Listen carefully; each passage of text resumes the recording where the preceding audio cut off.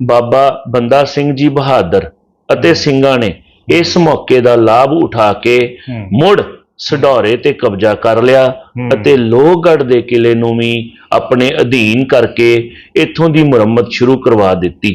ਲਗਭਗ 2 ਸਾਲਾਂ ਤੋਂ ਉੱਪਰ ਦੇ ਸਮੇਂ ਲਈ ਲੋਹਗੜ੍ਹ ਦੇ ਕਿਲੇ ਨੂੰ ਫਿਰ ਖਾਲਸੇ ਦੀ ਰਾਜਧਾਨੀ ਬਣ ਜਾਣ ਦਾ ਮਾਣ ਪ੍ਰਾਪਤ ਹੋਇਆ।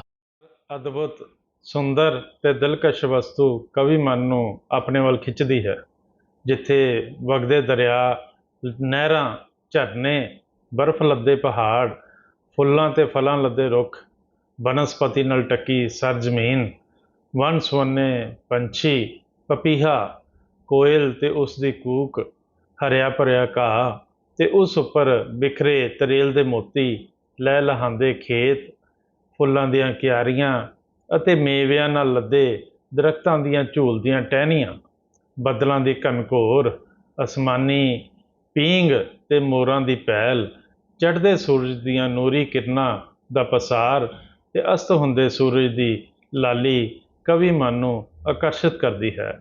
ਠੀਕ ਇਸੇ ਤਰ੍ਹਾਂ ਯੋਧਿਆਂ ਦੀ ਸੁੰਦਰ ਸਡੋਲ ਸਰੀਰ, ਉਹਨਾਂ ਦੀ ਸੂਰਬੀਰਤਾ, ਦਲੇਰੀ ਤੇ ਚੜ੍ਹਤ, ਉਹਨਾਂ ਦੇ ਹਥਿਆਰ, ਤੀਰ, ਨੇਜ਼ੇ ਤੇ ਬਰਛੇ, ਸ਼ਮਸ਼ੀਰ ਤੇ ਖੰਜਰ, ਊਂਠ ਤੇ ਘੋੜੇ, ਝੰਡੇ ਤੇ ਬੈਰਕਾਂ ਤੇ ਉਹਨਾਂ ਦੀ ਪੇਸ਼ਕਦਮੀ ਤੇ ਜਿੱਤਾਂ ਅਤੇ ਦੇਸ਼ ਕੌਮ ਲਈ ਕੁਰਬਾਨੀ ਦਾ ਜਜ਼ਬਾ ਵੇਖ ਕੇ ਵੀ ਕਵੀ ਮਨ ਟੁੰਬਿਆ ਜਾਂਦਾ ਹੈ।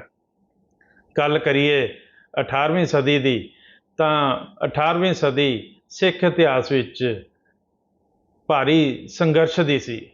ਇਸ ਸਦੀ ਦੇ ਆਰੰਭ ਵਿੱਚ ਦਸਮ ਪਾਤਸ਼ਾਹ ਸ੍ਰੀ ਗੁਰੂ ਗੋਬਿੰਦ ਸਿੰਘ ਜੀ ਨੇ ਦੇਸ਼ ਅਤੇ ਧਰਮ ਦੇ ਕਲਿਆਣ ਹਿੱਤ ਮਾਤਾ ਪਿਤਾ, ਚਾਰੇ ਸਾਹਿਬਜ਼ਾਦੇ ਤੇ ਹਜ਼ਾਰਾਂ ਸਿੱਖਾਂ ਦਾ ਬਲੀਦਾਨ ਦਿੱਤਾ। ਇਸੇ ਸਦੀ ਵਿੱਚ ਹੀ ਸ੍ਰੀ ਗੁਰੂ ਗੋਬਿੰਦ ਸਿੰਘ ਜੀ ਦੇ ਹੁਕਮ ਅਨੁਸਾਰ ਬਾਬਾ ਬੰਦਾ ਸਿੰਘ ਬਹਾਦਰ ਜੀ ਨੇ ਵੀ ਸਿੱਖ ਦਲ ਦੀ ਕਮਾਨ ਸੰਭਾਲੀ ਅਤੇ ਪੂਰਬੀ ਪੰਜਾਬ ਦਾ ਇਲਾਕਾ ਸਦਾ ਲਈ ਜਰਵਾਨਿਆਂ ਤੋਂ ਮੁਕਤ ਕਰਵਾਇਆ। ਸਮਾਂ ਸੀਮਤ ਹੋਣ ਕਰਕੇ ਮੈਂ ਜ਼ਿਆਦਾ ਗੱਲ ਨਾ ਕਰਦਾ ਹੋਇਆ ਪ੍ਰੋਗਰਾਮ ਦਾ ਆਗਾਜ਼ ਕਰਦਾ ਹਾਂ। ਫਤਿਹ ਬੁਲਾਓ ਜੀ। ਵਾਹਿਗੁਰੂ ਜੀ ਕਾ ਖਾਲਸਾ, ਵਾਹਿਗੁਰੂ ਜੀ ਕੀ ਫਤਿਹ। ਲੜੀਵਾਰ ਚੱਲ ਰਹੇ ਪ੍ਰੋਗਰਾਮ ਦੀ ਅੱਜ ਦੀ 15ਵੀਂ ਲੜੀ ਦੇ ਵਿੱਚ ਬਾਬਾ ਬੰਦਾ ਬਹਾਦਰ ਜੀ ਦੇ ਜੀਵਨ ਸੰਬੰਧੀ ਵੱਡਮੁੱਲੀ ਜਾਣਕਾਰੀ ਦੇਣ ਲਈ ਪ੍ਰਿੰਸੀਪਲ ਅਸ਼ਵਨੀ ਮਲਹੋਤਰਾ ਜੀ ਸਾਡੇ ਨਾਲ ਇੱਕ ਵਾਰ ਫਿਰ ਤੋਂ ਹਾਜ਼ਰ ਹਨ। ਅਸੀਂ ਇਹਨਾਂ ਨੂੰ ਹਾਰਦਿਕ ਜੀ ਆਇਆਂ ਆਖਦੇ ਹਾਂ। ਪ੍ਰਿੰਸੀਪਲ ਸਾਹਿਬ ਸਤਿ ਸ਼੍ਰੀ ਅਕਾਲ। ਸਤਿ ਸ਼੍ਰੀ ਅਕਾਲ ਬੇਦੀ ਸਾਹਿਬ। ਪ੍ਰਿੰਸੀਪਲ ਸਾਹਿਬ, ਪਿਛਲੀ ਲੜੀ ਨੂੰ ਜੋੜਦੇ ਆਇਆ ਇਸ ਵਾਰ ਦੀ ਜੋ ਲੜੀ ਹੈ ਉਹਦੇ ਤਹਿਤ ਸਾਨੂੰ ਬਾਬਾ ਬੰਦਾ ਬਹਾਦਰ ਜੀ ਦੇ ਜੀਵਨ ਦੀ ਜੋ ਬਹਾਦਰੀ ਦੀ ਲਸਾਨੀ ਗਾਥਾ ਜੋ ਸਰਵਨ ਤੁਸੀਂ ਕਰਵਾ ਰਹੇ ਹੋ, ਉਹਦੇ ਬਾਰੇ ਸਾਡੇ ਦਰਸ਼ਕਾਂ ਨੂੰ ਵਿਸਥਾਰ ਦੱਸੋ ਜੀ। ਜੀ ਧੰਨਵਾਦ ਬੇਦੀ ਸਾਹਿਬ। ਸਭ ਤੋਂ ਪਹਿਲਾਂ 15ਵੀਂ ਲੜੀ ਸ਼ੁਰੂ ਕਰਨ ਤੋਂ ਪਹਿਲਾਂ ਬਾਬਾ ਬੰਦਾ ਸਿੰਘ ਜੀ ਬਹਾਦਰ ਤੇ ਸਭ ਸਰੋਤਿਆਂ ਦਾ ਬਹੁਤ-ਬਹੁਤ ਧੰਨਵਾਦ। ਦਰਸ਼ਕਾਂ ਦਾ ਬਹੁਤ-ਬਹੁਤ ਪਿਆਰ ਮਿਲ ਰਿਹਾ ਪਿਛਲੀਆਂ 14 ਲੜੀਆਂ ਦਾ। ਅਸੀਂ ਧੰਨਵਾਦ ਕਰਦੇ ਹਾਂ ਵਤਨ ਦੀ ਮਿੱਟੀ ਨਿਊਜ਼ ਚੈਨਲ ਦਾ, MD ਸਾਹਿਬ ਸੰਧੂ ਸਾਹਿਬ ਦਾ, ਜਿਨ੍ਹਾਂ ਨੇ ਸਾਨੂੰ ਹਰ ਹਫਤੇ ਦੀ ਤਰ੍ਹਾਂ ਇਸ ਵਾਰ ਫੇਰ ਸਟੂਡੀਓ 'ਚ ਬੁਲਾ ਕੇ ਬਾਬਾ ਬੰਦਾ ਸਿੰਘ ਜੀ ਜੋ ਸ਼ੂਰਵੀਰ ਹੋਏ ਨੇ ਸਿੱਖ ਇਤਿਹਾਸ 'ਚ, ਉਹਨਾਂ 'ਤੇ ਬੋਲਣ ਲਈ ਸੱਦਿਆ ਹੈ। ਸੋ ਅੱਜ ਦੀ ਲੜੀ ਬਾਬਾ ਬੰਦਾ ਸਿੰਘ ਜੀ ਬਹਾਦਰ ਜੀ ਦੀ ਜੀਵਨੀ ਦੀ 15ਵੀਂ ਲੜੀ ਹੈ ਜੀ। ਬਾਦਸ਼ਾਹ ਬਹਾਦਰ ਸ਼ਾਹ ਦੀ ਲਾਹੌਰ ਵਿੱਚ ਬਿਮਾਰੀ ਦੇ ਕਾਰਨ ਮੌਤ ਦੀ ਕਹਾਣੀ ਸੁਣਾਵਾਂਗੇ। ਪਿਛਲੀ ਲੜੀ ਨੰਬਰ 14 ਵਿੱਚ ਜ਼ਿਕਰ ਕੀਤਾ ਕਿ ਬਾਬਾ ਬੰਦਾ ਸਿੰਘ ਜੀ ਬਹਾਦਰ 1711 ਈਸਵੀ ਦੇ ਅੰਤ ਵਿੱਚ ਪਹਾੜੀ ਇਲਾਕਿਆਂ ਵਿੱਚੋਂ ਬਹਿਰਾਮਪੁਰ ਦੇ ਇਲਾਕੇ ਵਿੱਚ ਆ ਨਿਕਲੇ ਅਤੇ ਕੁਝ ਕੁ ਛੋਟੀਆਂ ਝੜਪਾਂ ਤੋਂ ਬਾਅਦ ਸਿੰਘਾਂ ਨੇ ਬਹਿਰਾਮਪੁਰ, ਬਟਾਲਾ, ਗੁਰਦਾਸਪੁਰ ਦਾ ਕਾਫੀ ਇਲਾਕਾ ਜਿੱਤ ਲਿਆ। ਇਹ ਤਿੰਨੇ ਇਲਾਕੇ ਜਿੱਤਣ ਤੋਂ ਬਾਅਦ ਬਾਬਾ ਬੰਦਾ ਸਿੰਘ ਜੀ ਬਹਾਦਰ ਸਿੰਘਾਂ ਦੇ ਨਾਲ ਫਿਰ ਜੰਮੂ ਵੱਲ ਨੂੰ ਵਧੇ। ਜੰਮੂ ਦੇ ਇਲਾਕੇ ਦੇ ਚੜ੍ਹਦੇ ਵੱਲ ਦੀਆਂ ਪਹਾੜੀਆਂ ਵਿੱਚ ਪੁੱਜਣ ਦੀ ਖਬਰ ਉੱਥੋਂ ਦੇ ਰਾਜਾ ਧਰੁਵਦੇਵ ਨੂੰ ਲੱਗੀ ਤਾਂ ਉਸਨੇ ਇਹ ਖਬਰ ਸੂਬਾ ਲਾਹੌਰ ਨੂੰ ਪਹੁੰਚਾ ਦਿੱਤੀ ਕਿ ਬਾਬਾ ਬੰਦਾ ਸਿੰਘ ਜੀ ਜੰਮੂ ਵੱਲ ਨੂੰ ਚੜ੍ਹ ਰਹੇ ਨੇ ਤੇ ਲਾਹੌਰ ਦੇ ਮੁਗਲਾਂ ਨੂੰ ਜਿਹੜੀ ਉਹ ਖਬਰ ਸੂਚਿਤ ਕਰ ਦਿੱਤਾ ਕਿ ਇੱਥੇ ਉਹਨਾਂ ਨੂੰ ਆ ਕੇ ਫੌਜਾਂ ਕੈਦ ਕਰ ਲੈਣ। ਪਰੰਤੂ ਸਿੰਘ ਅਤੇ ਬੰਦਾ ਸਿੰਘ ਜੀ ਬਹਾਦਰ ਲਾਹੌਰ ਸੂਬੇ ਅਤੇ ਮੁਗਲਾਂ ਦੇ ਹੱਥ ਨਾ ਲੱਗੇ। ਦੂਸਰੇ ਪਾਸੇ ਜੇ ਹੁਣ ਮੁਗਲਾਂ ਦੇ ਖੇਮੇ ਦੀ ਗੱਲ ਕਰੀਏ, ਦੂਸਰੇ ਪਾਸੇ 30 ਦਸੰਬਰ 1711 ਈਸਵੀ ਨੂੰ ਬਾਦਸ਼ਾਹ ਬਹਾਦਰ ਸ਼ਾਹ ਦੇ ਰਾਜ ਦਾ 6ਵਾਂ ਸਾਲ ਆਰੰਭ ਹੋ ਗਿਆ ਸੀ ਅਤੇ ਜਨਵਰੀ 1712 ਈਸਵੀ ਵਿੱਚ ਬਾਦਸ਼ਾਹ ਦੀ ਤਬੀਅਤ ਖਰਾਬ ਹੋ ਗਈ ਅਤੇ ਦਿਨੋਂ ਦਿਨ ਹਾਲਾਤ ਵਿਗੜਦੇ ਗਏ। ਉਸ ਦੇ ਦਿਮਾਗ ਤੇ ਭਾਰੀ ਬੋਝ ਪੈਣ ਲੱਗ ਪਿਆ ਤੇ ਬਾਦਸ਼ਾਹ ਨੂੰ ਵਹਿਮ ਭਰਮ ਦੀ ਬਿਮਾਰੀ ਲੱਗ ਗਈ। 14 ਫਰਵਰੀ 1712 ਈਸਵੀ ਨੂੰ ਬਾਦਸ਼ਾਹ ਦਾ ਆਖਰੀ ਦਰਬਾਰ ਸੱਜਿਆ, ਆਖਰੀ ਦਰਬਾਰ ਲੱਗਿਆ। ਅਗਲੇ ਦਿਨ 15 ਫਰਵਰੀ ਨੂੰ ਸਵੇਰੇ ਲੋਕਾਂ ਨੂੰ ਪਤਾ ਲੱਗਾ ਕਿ ਰਾਤ ਨੂੰ ਤਿੱਲੀ ਦੀ ਸੋਜ ਨਾਲ ਬਾਦਸ਼ਾਹ ਦੀ ਤਬੀਅਤ ਜ਼ਿਆਦਾ ਖਰਾਬ ਹੋ ਗਈ ਹੈ। ਇਹ ਖਬਰ ਸੁਣ ਕੇ ਮੁਗਲ ਸ਼ਹਿਜ਼ਾਦਿਆਂ, ਵੱਡੇ ਵੱਡੇ ਅਮੀਰਾਂ ਅਤੇ ਲਸ਼ਕਰਾਂ ਵਿੱਚ ਬੜੀ ਅਫੜਾ ਤਫੜੀ ਮਚ ਗਈ।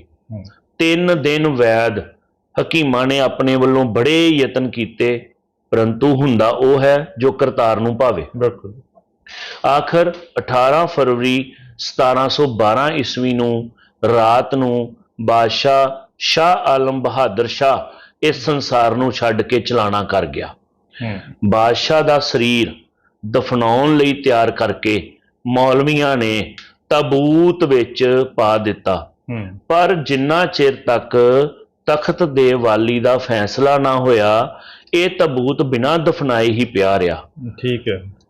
ਤਖਤ ਕੌਣ ਵਾਰਿਸ ਕੌਣ ਹੋਏਗਾ ਜੀ, ਇਹ ਉਹਨਾਂ ਦੀ ਪ੍ਰਥਾ ਸੀ ਵੀ ਵਾਰਿਸ ਤੋਂ ਬਾਅਦ ਹੀ ਜਿਹੜਾ ਸੀ ਉਹ ਦਫਨਾਇਆ ਜਾਂਦਾ ਸੀ।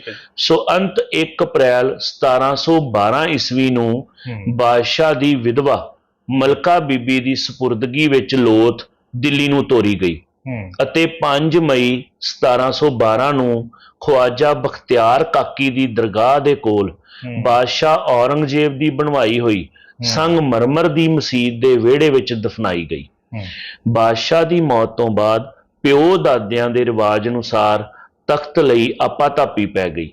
ਸ਼ਹਿਜ਼ਾਦਾ ਅਜੀਸੂ ਸ਼ਾਨ, ਜਹਾਨ ਸ਼ਾਹ ਅਤੇ ਰਫੀਉ ਸ਼ਾਨ ਨੂੰ ਮਾਰ ਮੁਕਾ ਕੇ ਜਹਾਂਦਾਰ ਸ਼ਾਹ 19 ਮਾਰਚ 1712 ਈਸਵੀ ਨੂੰ ਦਿੱਲੀ ਮੁਗਲ ਤਖਤ ਦਾ ਬਾਦਸ਼ਾਹ ਬਣਿਆ। ਨਵੇਂ ਬਾਦਸ਼ਾਹ ਜਹਾਂਦਾਰ ਸ਼ਾਹ ਦਾ ਰਾਜ ਕੈਦਾਂ ਅਤੇ ਕਤਲਾਂ ਦੀ ਲੜੀ ਨਾਲ ਸ਼ੁਰੂ ਹੋਇਆ ਬੇਦੀ ਸਾਹਿਬ। ਠੀਕ ਹੈ। ਕਿਉਂਕਿ ਜਦੋਂ ਵੀ ਮੁਗਲ ਸਾਮਰਾਜ 'ਚ ਨਵਾਂ ਕੋਈ ਰਾਜਾ ਤਖਤ ਸੰਭਾਲਦਾ ਸੀ ਤੇ ਉਹਨੂੰ ਵਿਰੋਧਤਾ ਦਾ ਸਾਹਮਣਾ ਕਰਨਾ ਪੈਂਦਾ ਸੀ, ਉਹਦੇ ਵਿਦਰੋਹੀ ਉਹਦੇ ਪਰਿਵਾਰ 'ਚ ਹੀ ਉੱਠ ਪੈਂਦੇ ਸਨ। ਠੀਕ ਹੈ। ਪਰ ਇਹ ਜ਼ਿਆਦਾ ਚਿਰ ਤੱਕ ਨਾ ਚੱਲਿਆ। 10-11 ਮਹੀਨਿਆਂ ਪਿੱਛੋਂ ਫਾਰੂਕ ਸੀਅਰ 2 ਫਰਵਰੀ 1713 ਈਸਵੀ ਨੂੰ 1713 ਈਸਵੀ ਨੂੰ ਜਹਾਂਦਾਰ ਸ਼ਾਹ ਨੂੰ ਹਰਾ ਕੇ ਦਿੱਲੀ ਤਖਤ ਦਾ ਬਾਦਸ਼ਾਹ ਬਣ ਗਿਆ। ਦਿੱਲੀ ਦੇ ਤਖਤ ਦੀ ਲੜਾਈ ਅਤੇ ਲਾਹੌਰ ਸੂਬੇ ਦੇ ਵਜ਼ੀਰ ਬਣਨ ਦੀ ਹੋੜ ਵਿੱਚ ਮੁਗਲ ਇੰਨੇ ਰੁੱਝ ਗਏ ਕਿ ਬਾਬਾ ਬੰਦਾ ਸਿੰਘ ਜੀ ਬਹਾਦਰ ਫੇਰ ਤੋਂ ਜੰਮੂ ਦੀਆਂ ਪਹਾੜੀਆਂ ਵਿੱਚੋਂ ਨਿਕਲ ਆਏ ਤੇ ਉਹਨਾਂ ਨੂੰ ਮੁੜ ਹੱਥ ਪੈਰ ਪਸਾਰਨ ਅਤੇ ਖੁੱਸੀ ਹੋਈ ਤਾਕਤ ਨੂੰ ਮੁੜ ਕਾਇਮ ਕਰਨ ਦਾ ਮੌਕਾ ਮਿਲ ਗਿਆ। ਬਾਬਾ ਬੰਦਾ ਸਿੰਘ ਜੀ ਬਹਾਦਰ ਅਤੇ ਸਿੰਘਾਂ ਨੇ ਇਸ ਮੌਕੇ ਦਾ ਲਾਭ ਉਠਾ ਕੇ ਮੁੜ ਸਢੌਰੇ ਤੇ ਕਬਜ਼ਾ ਕਰ ਲਿਆ ਅਤੇ ਲੋਹਗੜ੍ਹ ਦੇ ਕਿਲੇ ਨੂੰ ਵੀ ਆਪਣੇ ਅਧੀਨ ਕਰਕੇ ਇੱਥੋਂ ਦੀ ਮੁਰੰਮਤ ਸ਼ੁਰੂ ਕਰਵਾ ਦਿੱਤੀ। ਲਗਭਗ 2 ਸਾਲਾਂ ਤੋਂ ਉੱਪਰ ਦੇ ਸਮੇਂ ਲਈ ਲੋਹਗੜ੍ਹ ਦੇ ਕਿਲੇ ਨੂੰ ਫਿਰ ਖਾਲਸੇ ਦੀ ਰਾਜਧਾਨੀ ਬਣ ਜਾਣ ਦਾ ਮਾਣ ਪ੍ਰਾਪਤ ਹੋਇਆ। ਸੋ ਅਸੀਂ ਸਰੋਤਿਆਂ ਨੂੰ ਦੱਸ ਦੇਣਾ ਚਾਹੁੰਦੇ ਹਾਂ ਕਿ ਇਸ 15ਵੀਂ ਲੜੀ ਵਿੱਚ ਨੰਬਰ 1 ਦਿੱਲੀ ਸਲਤਨਤ ਦੇ ਬਾਦਸ਼ਾਹ ਬਹਾਦਰ ਸ਼ਾਹ ਦੀ ਬਿਮਾਰੀ ਨਾਲ ਹੁਣ ਮੌਤ ਹੋ ਚੁੱਕੀ ਹੈ, ਉਹਦਾ ਜ਼ਿਕਰ ਹੋਇਆ ਹੈ। ਬਿਲਕੁਲ ਜੀ। ਨੰਬਰ 2 ਦਿੱਲੀ ਦੇ ਤਖਤ ਲਈ ਘਮਾਸਾਨ ਵਿੱਚ ਜਹਾਂਦਾਰ ਸ਼ਾਹ ਅਤੇ ਜਹਾਂਦਾਰ ਸ਼ਾਹ ਨੂੰ ਹਰਾ ਕੇ ਫਰੁਖ ਸੀਅਰ ਦਿੱਲੀ ਦੇ ਤਖਤ ਦਾ ਨਵਾਂ ਬਾਦਸ਼ਾਹ ਬਣ ਬੈਠਾ ਹੈ। ਨੰਬਰ 3 ਮੁਗਲਾਂ ਦੇ ਆਪਸੀ ਘਮਾਸਾਨ ਦਾ ਫਾਇਦਾ ਉਠਾ ਕੇ ਬਾਬਾ ਬੰਦਾ ਸਿੰਘ ਜੀ ਬਹਾਦਰ ਨੇ ਸਿੰਘਾਂ ਦੀ ਮਦਦ ਨਾਲ ਲੋਹਗੜ੍ਹ ਕਿਲੇ ਤੇ ਮੁੜ ਖਾਲਸਾ ਰਾਜ ਦਾ ਝੰਡਾ ਗੱਡ ਦਿੱਤਾ। ਇਹ ਪ੍ਰਿੰਸੀਪਲ ਸਾਹਿਬ ਹੈ ਫਿਰ ਦੂਸਰੀ ਵਾਰੀ ਇਹਨੂੰ ਰਾਜਧਾਨੀ ਬਣਾਇਆ ਲੋਹਗੜ੍ਹ ਦੇ ਕਿਲੇ ਨੂੰ? ਜੀ ਬੇਦੀ ਸਾਹਿਬ, ਇਹ ਮੁਗਲਾਂ ਦੇ ਜਦੋਂ ਬਾਦਸ਼ਾਹ ਬਹਾਦਰ ਸ਼ਾਹ ਦੀ ਮੌਤ ਹੋ ਗਈ ਤੇ ਉਹ ਸਾਰਾ ਜਿਹੜਾ ਜ਼ੋਰ ਪਕੜ ਬਣਿਆ ਹੋਇਆ ਸੀ ਮੁਗਲ ਫੌਜ ਦਾ ਉਹ ਢਿੱਲਾ ਪੈ ਗਿਆ, ਕਿਉਂਕਿ ਤਖਤ ਦੀ ਲੜਾਈ ਸ਼ੁਰੂ ਹੋ ਗਈ। ਤੇ ਉਸ ਚੀਜ਼ ਦਾ ਫਾਇਦਾ ਸਿੰਘਾਂ ਨੇ ਤੇ ਬਾਬਾ ਬੰਦਾ ਸਿੰਘ ਬਹਾਦਰ ਜੀ ਨੇ ਬਖੂਬੀ ਉਠਾਇਆ ਬਿਲਕੁਲ ਔਰ ਸਢੌਰੇ ਤੇ ਲੋਹਗੜ੍ਹ ਤੇ ਸਿੰਘ ਦੁਬਾਰਾ ਕਾਬਜ ਹੋ ਗਏ ਔਰ ਲੋਹਗੜ੍ਹ ਨੂੰ ਦੁਬਾਰਾ ਖਾਲਸੇ ਦੀ ਨਵੀਂ ਰਾਜਧਾਨੀ ਬਣਾ ਕੇ 2 ਸਾਲ ਲਈ ਫਿਰ ਖਾਲਸੇ ਦਾ ਝੰਡਾ ਉੱਥੇ ਝੂਲਦਾ ਰਿਹਾ। ਅਸੀਂ ਧੰਨਵਾਦੀ ਹਾਂ ਪ੍ਰਿੰਸੀਪਲ ਅਸ਼ਵਨੀ ਮਲਹੋਤਰਾ ਜੀ ਦੇ, ਜਿਨ੍ਹਾਂ ਨੇ ਸਾਨੂੰ ਅੱਜ ਦੀ ਲੜੀ ਦੇ ਵਿੱਚ ਬਾਬਾ ਬੰਦਾ ਸਿੰਘ ਬਹਾਦਰ ਜੀ ਦੀ ਜੋ ਬਹਾਦਰੀ ਦੀ ਗਾਥਾ ਬਾਰੇ ਦੱਸਣਾ ਕੀਤਾ ਕਿ ਕਿਸ ਤਰ੍ਹਾਂ ਉਹਨਾਂ ਨੇ ਮੁਗਲਾਂ ਦੀ ਜੋ ਆਪਸੀ ਬਗਾਵਤ ਸੀ ਉਸ ਦਾ ਫਾਇਦਾ ਲੈ ਕੇ ਫਿਰ ਤੋਂ ਲੋਹਗੜ੍ਹ ਦੇ ਕਿਲ੍ਹੇ ਨੂੰ ਆਪਣੇ ਕਬਜ਼ੇ ਵਿੱਚ ਲਿਆ ਤੇ ਸਿੱਖਾਂ ਦੀ ਦੂਸਰੀ ਵਾਰ ਰਾਜਧਾਨੀ ਬਣਾਇਆ। ਅਸੀਂ ਅਗਲੀ ਲੜੀ ਦੇ ਵਿੱਚ ਇੱਕ ਵਾਰ ਫਿਰ ਤੋਂ ਪ੍ਰਿੰਸੀਪਲ ਸਾਹਿਬ ਨੂੰ ਨਾਲ ਹਾਜ਼ਰ ਹੋਵਾਂਗੇ ਤੇ ਬਾਬਾ ਬੰਦਾ ਸਿੰਘ ਬਹਾਦਰ ਜੀ ਦੇ ਜੀਵਨ ਸੰਬੰਧੀ ਵਡਮੁੱਲੀ ਜਾਣਕਾਰੀ ਹਾਸਲ ਕਰਾਂਗੇ। ਤਦ ਤੱਕ ਦੇ ਲਈ ਫਤਿਹ ਦੀ ਸਾਂਝ ਕਰਦੇ ਹਾਂ। ਵਾਹਿਗੁਰੂ ਜੀ ਕਾ ਖਾਲਸਾ, ਵਾਹਿਗੁਰੂ ਜੀ ਕੀ ਫਤਿਹ।